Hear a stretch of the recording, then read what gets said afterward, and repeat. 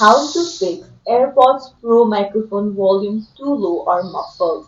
Hey everyone, welcome back to the channel. If you are new here, don't forget to hit the subscribe button and turn on the notification bell to not miss any updates. So if you're struggling with the AirPods Pro microphone volume being too low or muffled during calls, you're in the right place. Today I'll show you how to fix it in just a few simple steps. So first things first, make sure that your iPhone and your AirPod is connected. Then head over to the settings and there you'll find the AirPods Pro settings option. Tap on it. Go ahead and tap on microphone, and then by default your AirPods will be set to automatically switch AirPods.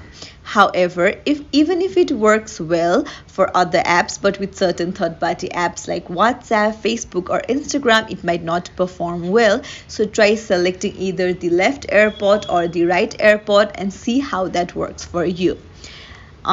Then what you can do is you can come back and then make sure that automatic air detection is toggled on. Now another thing what you can do is scroll up, and then if the AirPod is set to noise cancellation, then make sure that you change it to off, because sometimes noise cancellation might also be the problem.